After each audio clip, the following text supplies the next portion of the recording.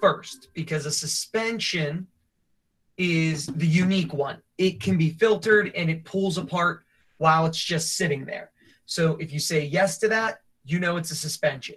If you say no to that, it means it's either a solution or a colloid. So then we got into, well, how do we tell the difference if it's a solution or a colloid? And there was this thing called the Tyndall effect. And the Tyndall effect is all about, does it scatter light? So if we shine a laser or a flashlight through it, because the particles in the colloid are bigger, right, they tend to be cloudy liquids or cloudy gases, and we can see the laser beam as it goes through. Right? But if it is a solution, we don't see the laser beam as it goes through. And that's how we can tell the difference between those. So these ones here, none of them separated while standing. So I could tell you not a single letter here was a suspension, which means they're all solutions or colloids. So the ones I see the laser beam in, C, F, I, L, that I distinctly see it, I know for sure those are colloids. The ones I don't, A, D, G, J, I know those are solutions. And the ones in between, I'd probably say are solutions. I think you're seeing a little bit of a reflection from the next one over when it hits. All right, but we would look at them individually to decide. And then we looked at some everyday ones. All right, and we said, can it separate while standing? And so on and so forth. And we said the type of mixture is important. Is it a liquid-liquid? Is it a gas-liquid? Is it a gas-solid? What is it? And once we figure that out, we have some questions that we ask. All right. And if it's a solid, because how do we know if something has light passing through it if it's a solid, right? It's a different set of rules. It can't be a suspension because it doesn't separate. So if it looks like one thing, we know that it is a solution. And if we can see some cloudiness or some fogginess, or we see the pieces in the solid, we know it is a colloid. All right, so what I wanted to do was start with this right here. Well, we're just going to separate these, and we do it by answering these questions. First thing I'll say is, what phases does it mix? Because if it's a solid-solid, we have to do it differently. But if it's any other version, right, that involves liquid or gas, we advance through these questions. So we say, what phases does it mix? Then we'll ask, can it be filtered or does it separate? Because if it does, we're going to drop it in the suspension category. If it doesn't, it's in solution or colloid. We have to ask ourselves, is it clear or is it cloudy? All right, so if I did the first one, just to show you how it's going to work, all right, and we saw that we had sugar water.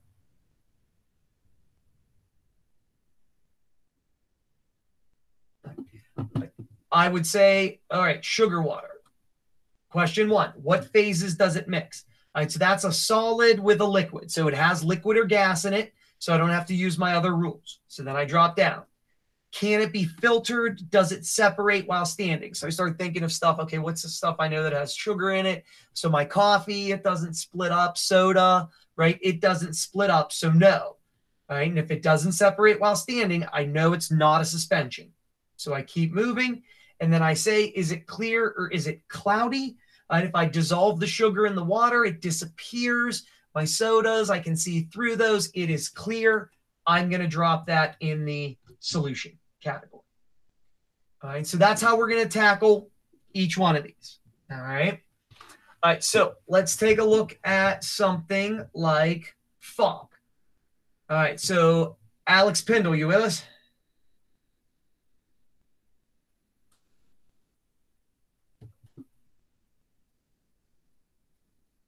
How about Stucky? You with us? Yeah. All right. Start me off. Fog. All right, what phases does fog feel like it mixes?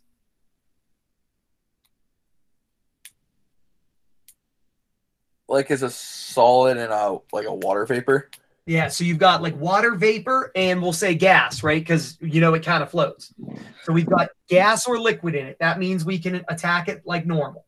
All right, so Brandon, can the fog be filtered? Does it pull apart while it's sitting there? No. No. So it's not a suspension. So then we drop. Is the fog clear or is it cloudy? It's cloudy. And if it's cloudy, where does it go? In colloid. Very good. All right, so we drop the fog down to there. All right, Emily Esposito, you with us? Yeah. All right. How about salt water? What phases does salt water mix? A solid and liquid. Solid and a liquid, which means we can do it like normal. Can salt water be filtered? Does the salt in the water pull apart while it's sitting there? No. No, which means it's not a suspension. So we drop, if you look at it, is the salt water clear or is it cloudy? Clear. Clear. And sometimes people might ask, like, well, how much salt's in it? And I would clarify. I'd say, yeah, you can see through that. So if it's clear, where should I put it in? In solution. You got it. So the salt water is going to go there. All right. Emily Olcott, do I have you? Yeah. All right. All right. So M, pick one from up above that you want to do. Kool-Aid. All right. So M says, let's take a look at Kool-Aid. All right. M, what's Kool-Aid mix? Wait, is it like already in like the water or just the... Yeah, like we've mixed it all together and dissolved it up. Okay, then liquid and solid. Yeah, liquid and solid, right? A couple liquids. We get food coloring, we get water, and then you get the sugar packet. All right, so we can attack it like normal because it has liquid in it. Can the Kool-Aid be filtered? Does it separate while standing? No. It does not. All right, so we move on. Is the Kool-Aid clear or is the Kool-Aid cloudy? Clear. Clear, right? Just means you can see through it. So where should I drop it? Solution. You got it. Right. All right, Emma, you with us? And you were having this trouble the other day where we couldn't hear your microphone. All right, so M, jump into the chat. All right, click up there on the chat, and you can answer your questions in the chat. All right, so Emma, type yes in the chat if you can hear us. Perfect. All right, so M, which one do you want to do? All right, she says nails and water. All right, so we take a look at the nails and water. All right, M, nails and water. What phases does it mix?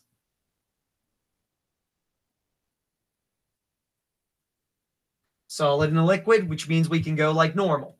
All right, M, can it be filtered? Does it separate while standing? Yes. So if it's a yes to that question, we don't go any further. Where do I drop it? Suspension. Absolutely. All right, good stuff. All right, we go back. All right, Haley Morgan, you with us? Yeah. All right, Haley, which one do you want to do? Sandy water. All right, sandy water. All right, so Haley, what phases are we mixing? Solid and liquid. Solid and a liquid. All right, because it's a liquid, we keep going. Can it be filtered? Can it separate while standing? It can be filtered. So what do you do with it? Suspension. Good. All right, so we're good there. All right, Hannah, are you with us? Yeah. All right, Hannah, which one do you want to do?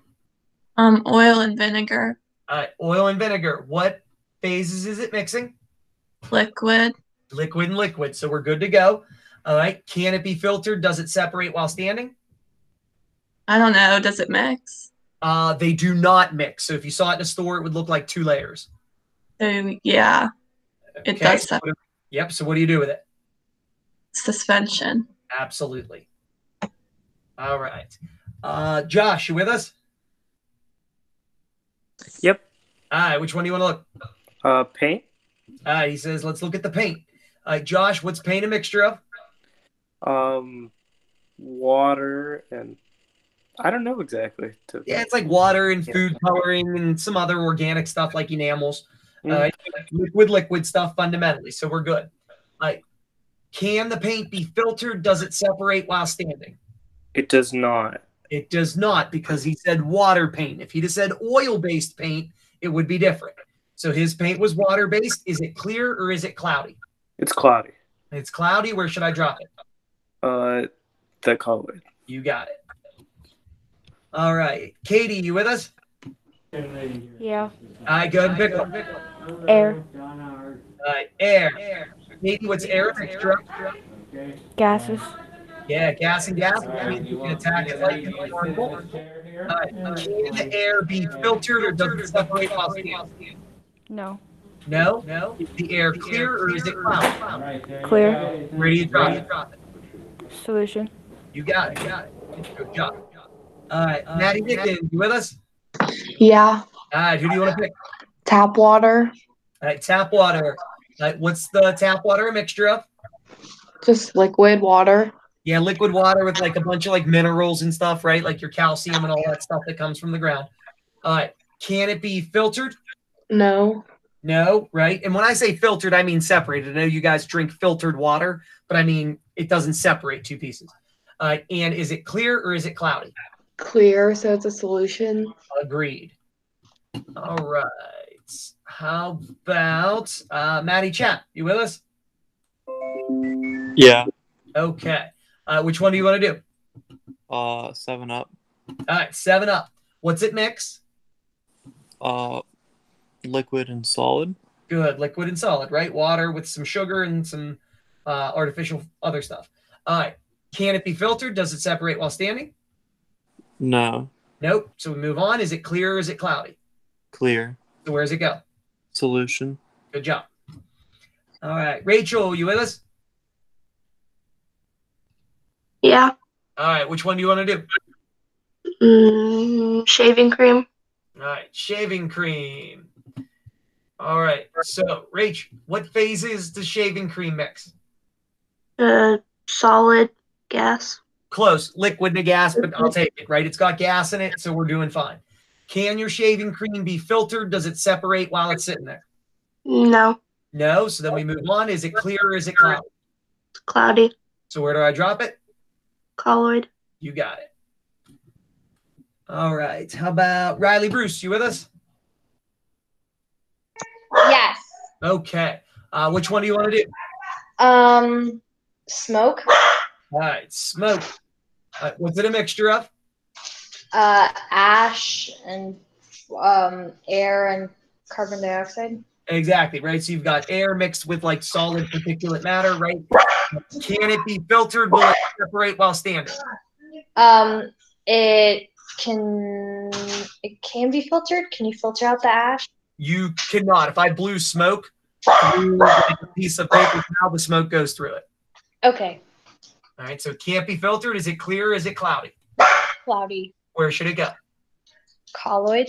Good. And don't be afraid to ask, right? You guys don't have all the life experience, right? Just ask. I don't know. Can it filter? All right. How about Riker? You with us? Yeah. All right, Riker, which one do you want to do? I want to do clouds. All right, clouds. What are clouds a mixture of? Water. Water and gases. Water right? vapor. Good. So we got liquids in there. We got gases, so we're good. Can I filter a cloud? Does the cloud separate while it's there? Yes. Wait, no, it doesn't. It does not. So now we ask, is it clear or is it cloudy? It's cloudy. I hope so. And where do we put it? It's a suspension. We couldn't filter it, so it can't be a suspension. Okay, solution. No, and it's cloudy, and if it's cloudy, it goes to the colloid. All right, so if it says yes to filtered, you drop it in the suspension. If you drop clear cloudy, clears go to solution, cloudies go to colloids. All right, back up to the top. Alex Pendle, did we get you back?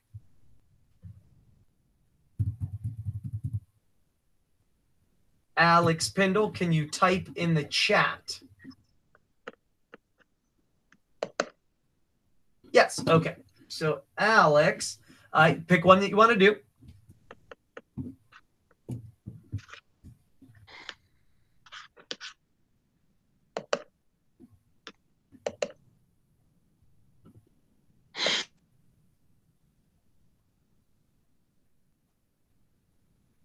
Oh, all right. So the options left are skim milk, 14 karat gold, smog, or soil. All right, he says soil. All right, so Alex, what is soil a mixture of phase-wise?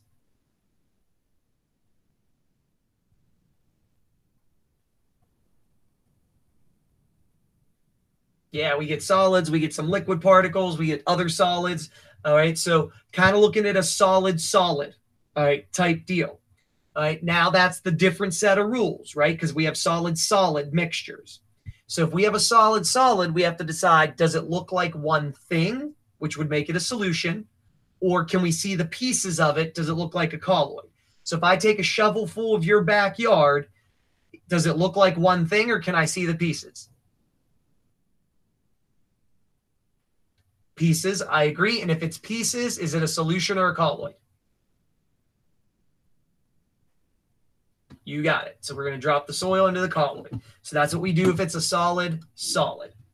All right. Rena, I saw you jump in. Are you with us? Oh, she must have jumped back out. Austin, I saw you jumped in. All right, Austin, you with us? Heard a chime. Austin is with us. All right. And so, Austin, we've got skim milk, 14 karat gold, and smog. Which one do you want to do?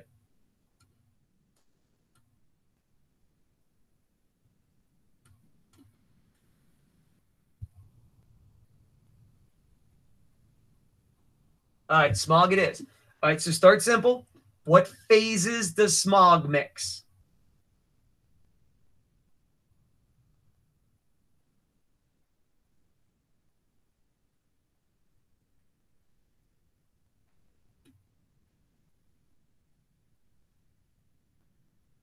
Right, are we looking at like solid, liquid? Are we looking liquid? How about gas with solid? What are we doing? I agree. It's fundamentally a gas, which means we can go like normal. Can we filter smog? Does smog separate while it's floating around? No, so it's not a suspension. Is the smog clear or is it cloudy? And if it's cloudy, where does it go?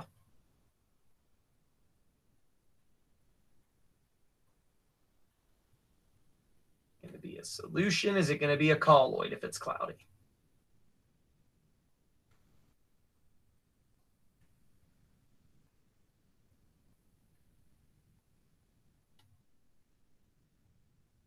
Very good. Going to be a colloid.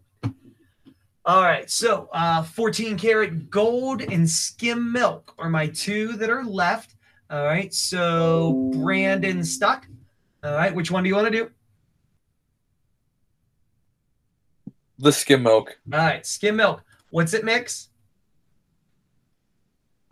Liquid. Yeah, liquid and liquid, which means it's normal. Can we filter skim milk? No. We cannot. Is it clear or is it cloudy? Cloudy. All right, so where would you drop it? Colloid. Okay. All right, last but not least, Emily Esposito, 14 karat gold is going to be yours. What's it a mixture of? Do you know?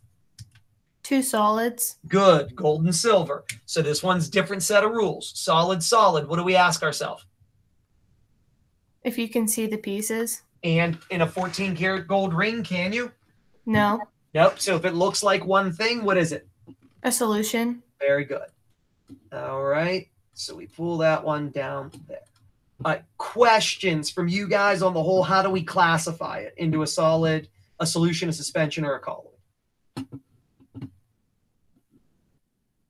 Okay. All right. So then what I wanted to do is just talk about some of the characteristics that solutions can have. Right now that we know how to say what they are. All right. And that's what today's about. All right. So if we kind of push forward, like the first thing you have to understand is how they create that solution, which obviously means dissolving stuff is involved. You guys were saying, oh, the sugar's dissolved in the water and so on and so forth. So there's some terms I'm going to throw your way. All right. The dissolving process happens with things that are called soluble. If something is soluble, it simply means it can be broken down, right, or dissolved. Right? Every solution fundamentally has two components, the solvent and the solute. Right? The solvent is the substance that does the dissolving, the attacker, so to speak. Right? Very often it's water. Water is a very popular solvent. The solute then is the thing that gets broken down. It's the substance that gets dissolved. Generally, it's the smaller amount of something. Okay. All right. So here's how dissolving occurs and why it occurs.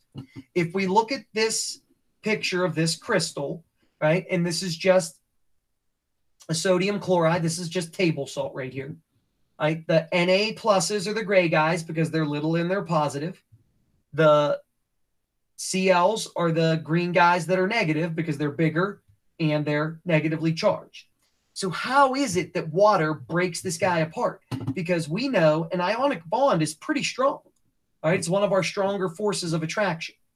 So what happens is water has partially charged sides as well based on electronegativity. The hydrogens are kind of positive and the oxygen is kind of negative. And that's all those little symbols mean. That lowercase Greek delta means partially negative and partially positive for the little d with a positive. So what happens is we get that opposite charge attraction. A bunch of waters gang up on a positive charge with their negative end. So the red side of a bunch of waters, the oxygen, all get near a sodium and they bind it and they rip it apart. They rip the piece off and we get what we call a hydrated cation. Right? And the hydrated cation changes properties. It doesn't deflect light anymore. Light goes through it. So what was visible becomes invisible, which is why it looks like the crystal is disappearing. And then the same is true for the chlorines, except the other side of the water goes after the chlorines. The positive ends gang up, so a bunch of the blues gang up on the green, and enough of them bind it that eventually they're strong enough to pull the green off, and now it's floating over here as an anion. All right, so this is one of those things that's kind of cool to see live.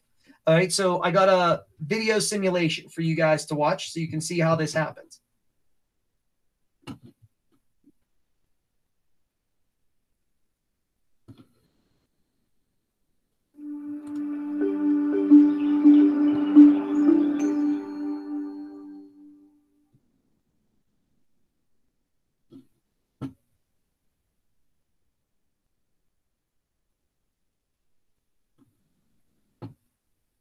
Right, so here's your salt, your sodium chloride. Here's your waters, all floating around, and those are flashing IFs in between the waters. Right, the red ends are your hydrogens, which are partially positive, and the blue end is the negative because it's partially negative. In the sodium's the positive part, the chlorine's the negative, just like ours. Right, and remember, solids are vibrating a little bit. So here's a bunch of the hydrogens ganging up, forming opposite charge attraction, and they pull one out. There's the oxygens going in, getting a sodium atom. Okay. Here's your hydrated ions, right? Your Cl negative ion and your Na plus, and notice the blues line up and the reds line up, but there's billions of waters, so they all attack the crystal at the same time, and we get this effect.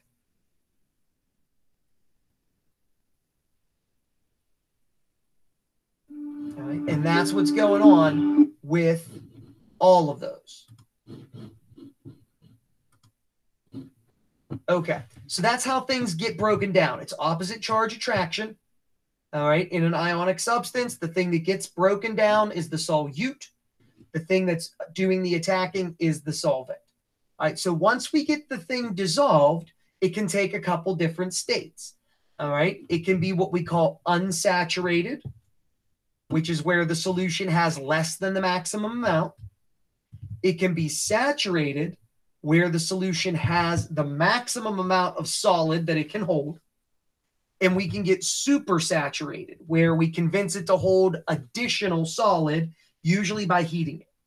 All right, so the unsaturated solution dissolves it all. But you guys know that if you dump enough sugar into your Dunkin' Donuts coffee, do you reach the point that no more solid can get dissolved? And that's for anybody. Just chime in and let me know. Right? Can you max out your Dunkin' Donuts sugar coffee? Yes. Absolutely, right? I look at your iced coffees, look at the bottom. There's a ton of undissolved sugar there. Like that means that the liquid is saturated. That water, that amount of water is holding as much sugar as it's able to. And the sugar that it can't hold is sitting at the bottom. There's just no way to bind it. There's not enough water. So it's kind of like every water has an ion it's attached to, and there's no more free water. And unsaturated means there's still waters to attack. So if I put a teaspoon of sugar in my coffee, it'll disappear. Could that coffee hold more sugar?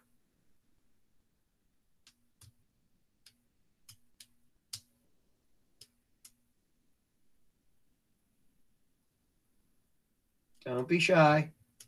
If I put 1 teaspoon of sugar in a coffee, could the coffee hold more sugar? Yes. Yes, right? Which means that liquid is unsaturated. All right. Now, supersaturated is kind of cool. One thing you're going to find out is we can convince liquids to hold more, usually by heating them up, because solubility tends to increase with temp. So if I heat up my iced coffee, I can get more of that sugar to disappear, but then I cool it back down. And for a short amount of time, even though I'm right back to the temp that I started at, my coffee is sweeter than it used to be. Right? But it's really easy to make those over dissolved solids reappear. Sometimes I just tap it and you'll start to see solid form. Sometimes you can put what they call a seed crystal in. If I drop 1 grain of sugar in, all of a sudden all the other sugars that shouldn't be dissolved grab onto it and you see it crystallize.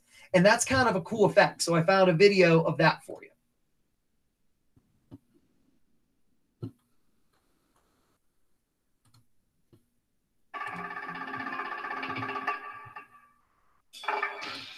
Apologies about the music. All right, so this right here is a supersaturated solution. They heated it and cooled it, and it's holding more solid than it's supposed to. All right, and there was a seed crystal there. So now this liquid is releasing all of the solid that shouldn't be dissolved.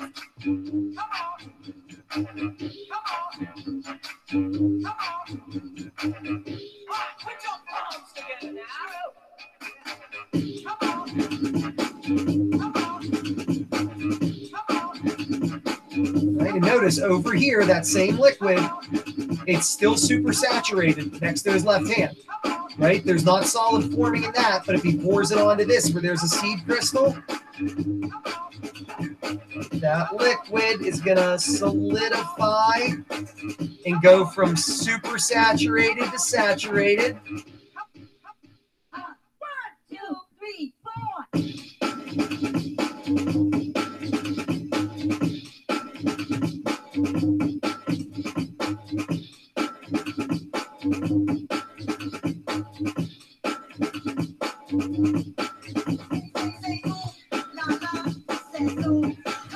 And there's the supersaturated solution over there.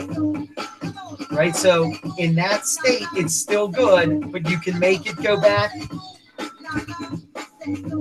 to just regular saturated by doing that. And there's a lot of different cool videos about that. There's one where they're doing the same thing, where they take the sodium acetate and then they put their hand in it, and the disturbance of their hand makes it crystallize on the heat from their hand.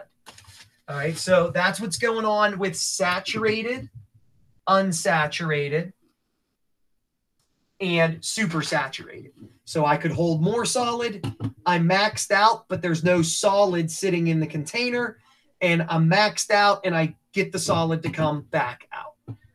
All right, now, those processes undergo what we call solution equilibrium, right? Where the rate of the dissolving equals the rate of the crystallization. So once the liquid is maxed out, every time a water picks up a piece of a solid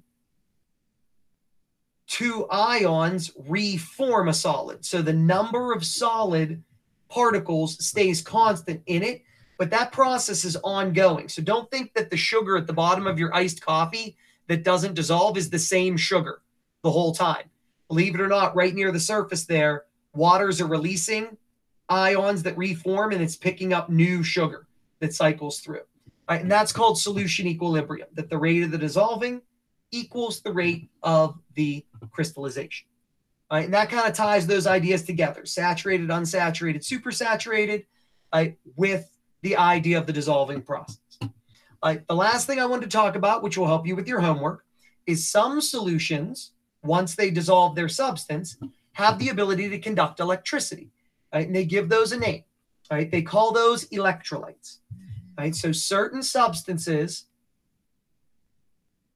can conduct electricity. Now, that doesn't mean they create electricity. It just means it'll let electricity pass through it. So if I am an electrolyte, which means I'm an ionic substance usually, and there's others, but we'll tackle them later. Ionic substances, they are able to let an electric current pass through them. Why? Well, if you look at our bright light bulb, the one that's conducting well, its picture has positive, negative, positive, negative, positive, positive, negative, negative, negative. It's filled with ions. That's what electrolytes have, ions. And ionic compounds give you ion. Your non-electrolytes are the exact opposite, right? They need ions to conduct, and they don't have them.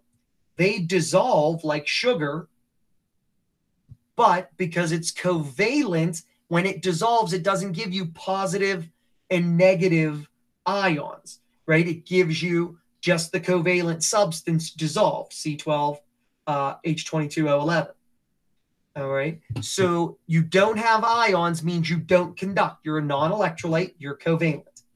If you have ions, you're ionic. You do conduct. You are an electrolyte. So you got to have ions to conduct. All right. And then we'll get a third category, which are called weak electrolytes. They break down and give you just a few ions. All right, but we're not quite ready to talk about those because the main things that do those are weak acids and bases, which isn't until the last chapter that we'll cover. All right, but electrolytes, lots of ions, they conduct. Non-electrolytes, no ions, they don't conduct because they're covalent. All right, questions from you guys on any of that stuff?